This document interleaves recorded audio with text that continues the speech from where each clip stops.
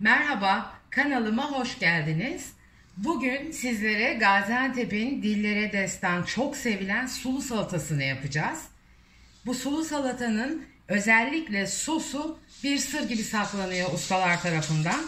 Sonuna kadar eğer takip ederseniz size bu sırrı bütün detaylarına kadar anlatıp göstereceğim arkadaşlar. Siz de sevdiklerinize, ailenize bu salatanın muhteşem sosuyla keyif sürdüreceksiniz. Öncelikle malzemeleri saymak istiyorum arkadaşlar. Bunun için 6 adet domates, 7 dal kıvırcık marul, üzüm ya da elma sirkesi, nar ekşisi, zeytinyağı, 1 adet limon, 1 adet orta boy soğan, 5 adet benim ince olduğu için 5 adet taze soğan ama kalınsa 4 adet yapabilirsiniz.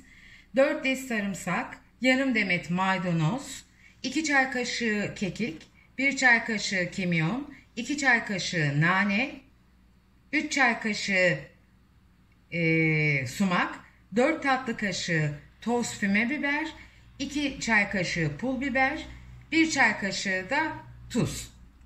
Videoma başlamadan önce videomu beğenmenizi, kanalıma abone olmanızı ve bildirimleri açmanızı rica ediyorum. Her gün video yüklüyorum. Eğer bildirimleri açarsanız ilk olarak size videom iletilecektir.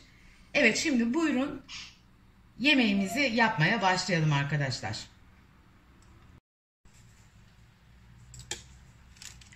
Marullarımızı ince bir şekilde dilimliyoruz. Bu salatada kaşık marulu, göbek marulu kullanılabiliyor. Ama ben kıvırcık marulu daha lezzetli buluyorum ve sağlıklı buluyorum. O yüzden bunu kullandım ama siz arzu ederseniz kaşık ya da göbek marulu da kullanabilirsiniz. Gaziantep'te çok sık yapılan, çok sevilen, kaşıkla yenilen bol sulu bir salata bu. Pek çok kebapçıda ben bunu yedim. Değişik değişik versiyonlarını. Herkes müptela bu salataya kebapçılarda. Etin ve kebabın yanına çok yakışıyor. Ama hiçbir usta gerçekten de bunun sosunun sırrını vermiyor. Ben bu sırrı aldım ve sizlerle de paylaşıyorum. Bana ustalar da gerçekten kızacak. Marullarımızı ince dilimledikten sonra soğanımızı dilimlemeye geçiyoruz.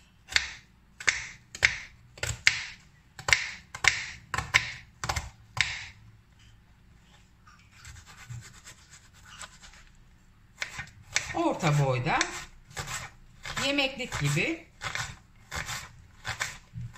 soğanlarımızı da doğruyoruz arkadaşlar.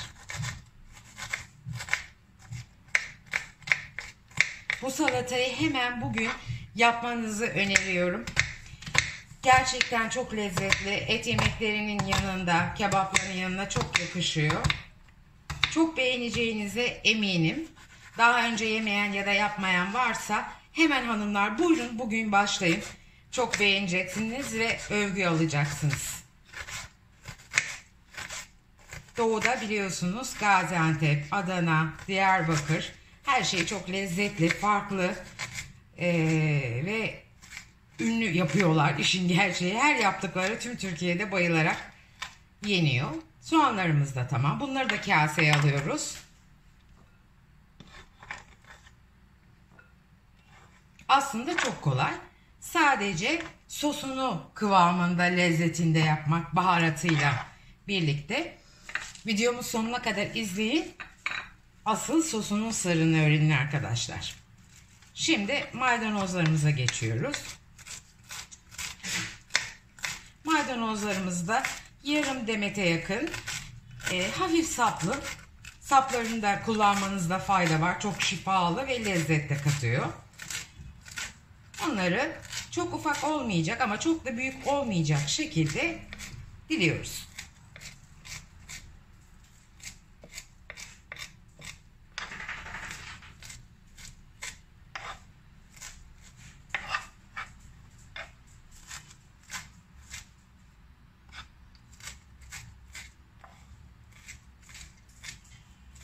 Birkaç kere üstünden geçiyorum. Ve maydanozlarımız da tamam. Maydanozlarımızı da aldık. Sizde de böyle değişik farklı salatalar varsa yorumlarda bahsetmenizi rica edeceğim. Ya da tarifini istediğiniz, merak ettiğiniz salataları da bana yazabilirsiniz. Hemen onları da elimden geldiğince bildiğim kadarıyla yapmaya çalışırım arkadaşlar. 2 adet domatesimizi, kabuklarını soyduk. Bunları da diliyoruz. Çok kolay. Hemen işten geldikten sonra bile yapılabilir. Çalışan hanımlar, yeni evli genç kızlarımız, hatta çocuklar bile 2 dakikada bunu yapabilir. Evet, domateslerimiz de hazır. Bunları da kasemize alıyoruz, sosumuza geçiyoruz.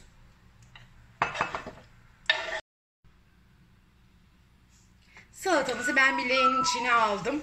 Rahat birbirine karıştırayım, mahcup olmayayım, size döküp saçmayayım diye arkadaşlar. Bu malzemeleri tamamen birbirine özdeşleştiriyoruz, karıştırıyoruz.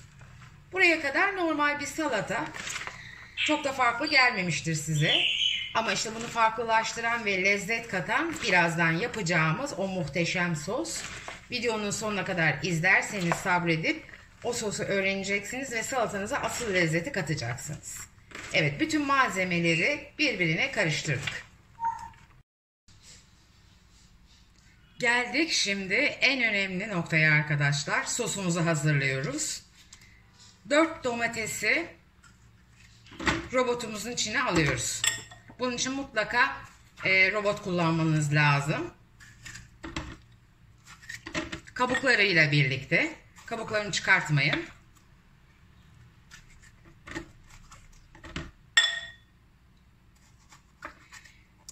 Az önce 5 adet taze soğan demiştim.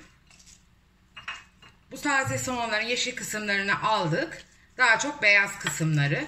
Lezzeti katan faktörlerden biri bu. Sarımsaklarımızı. Bir limonumuz vardı. Onun suyunu.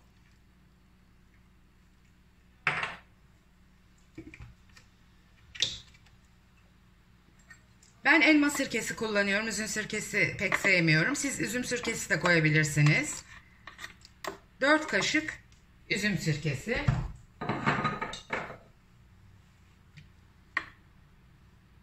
2 kaşık nar ekşisi.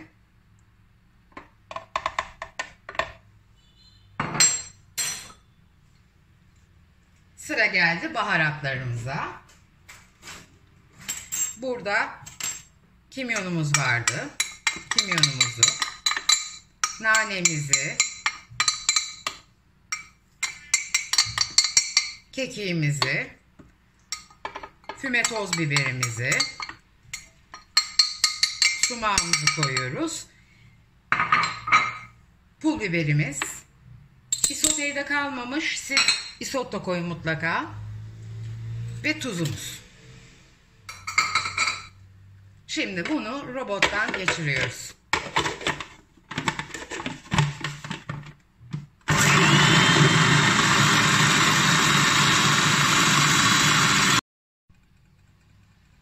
Ve evet, ustaların sır gibi sakladıkları o muhteşem sos artık hazır arkadaşlar. Muhteşem bir koku, çok güzel bir lezzet. Mutlaka deneyin. Salatamız hazırdı gördüğünüz gibi. Kepçemiz yardımıyla sosumuzu salatamızın üzerine yayıyoruz. Kalanını da yarınki salatamıza ilave edeceğiz. Ben böyle bolca yapıyorum. Bir hafta içinde kullanıyorum. Üzerine biraz da şimdi zeytinyağımı koyuyorum. Evet. Gaziantep sulu salatamız hazır. Tarifimi beğendiyseniz kanalıma abone olmayı, videomu beğenmeyi ve bildirimlerini açmayı unutmayın lütfen arkadaşlar.